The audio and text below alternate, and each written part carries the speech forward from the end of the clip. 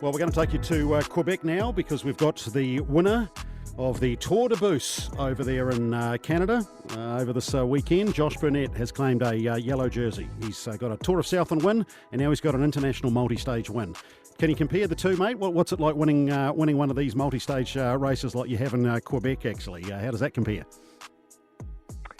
Yeah, I think this is the biggest probably race that still exists in North America. So it's super cool to hold on to the yellow jersey and get it done. But I think I don't know.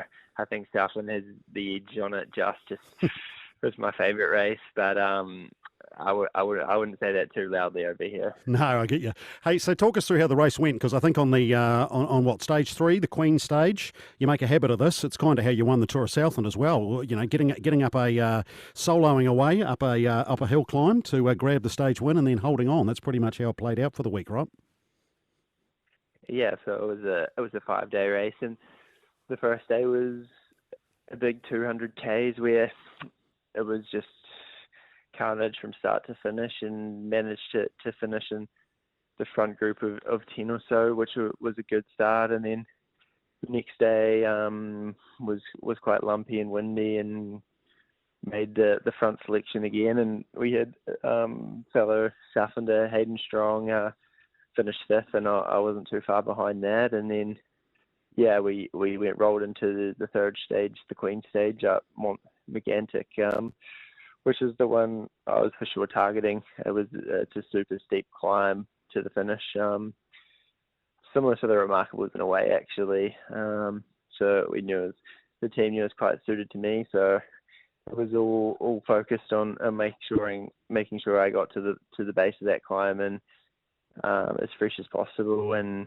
managed to get away with 2K to go, and got a good gap of 25 seconds or so by the end. So it was pretty special to win up such an iconic climb in North American cycling. We've had a Kiwi winners at this race before, but I don't think anyone had won up that climb, so that was pretty special to add that one. Yeah, I mean, just to give us some historic, you've got to go back to 1990, I think, when Graham Miller won the Tour as well too, mate. So, you're putting yourself in pretty esteemed company, no question about that. Talk us through the last 2 days, because getting into yellow's one thing, then kind of, in some ways, the pressure kind of ramps up more, right? Because your job's then to try and defend that position. So there would have been a few nervy moments, I'd imagine, across Saturday and Sunday, your time.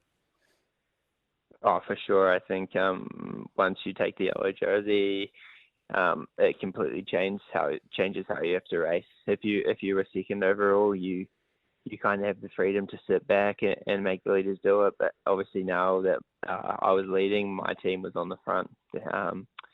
In the short and sharp stage yesterday in Quebec City around the Parliament, it was hectic, and all the teams were trying to take it out of us. But we managed to close anything that was dangerous, and I rolled across 6th.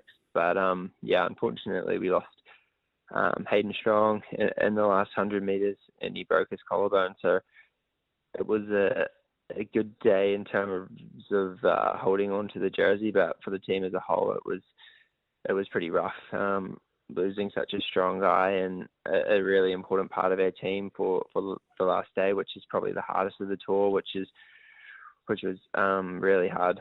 But the boys all stepped up another level today, and it was 120 Ks around a very, very tight street circuit, lots of steep climbs, and there's 130 starters, and there's 20-30 guys left by the finish. It's just one of those days where it just wears down. So everyone put me in the right position, and I managed to hold on to the end.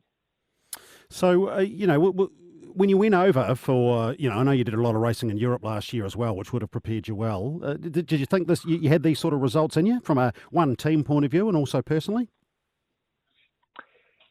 Yeah, it's hard to say. Obviously, manager of Mawadaq New Zealand Cycling Project, James Kenny, who's also a Southlander, we started planning for this race probably almost 6 months ago when the unfortunate fold of Black Spoke at the end of last year. But it was the goal to come here and do well, but it probably wasn't until maybe a month ago when I spent quite a lot of time in Europe this year training, and I just meant I had such a long, hard season in Europe last year, a good amount of time off the bike, and I think I stepped up big time. I think it's night and day difference to how I was last year, and then I really started to believe that we could come here and had the team around me. So all I had to do was just finish it off in the last small percentage of the race.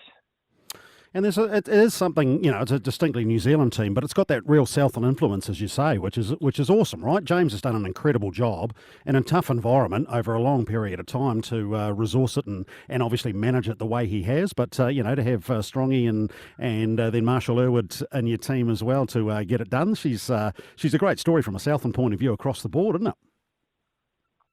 Oh, for sure. Marshall was unbelievably good today. He was there with me right till the end, and we're super fortunate to have a good Southland call with James at the helm, and then good Southland sponsors as well. Ricky at Creation Signs is an absolute legend, and we've got Stabbycraft on board as well. So there's some really good some young Southland riders coming through, and we've got the backing of the community as well. So it's pretty cool to show off such cool Southland brands over here, and get a win to do them proud and say thanks for all they do for promoting cycling in New Zealand. Yeah, it's awesome, mate. Hey, so listen, what happens now for you? I know the team gets straight back into action. I think you've got a week off, and then what, you're going to do a bit of gravel riding next weekend?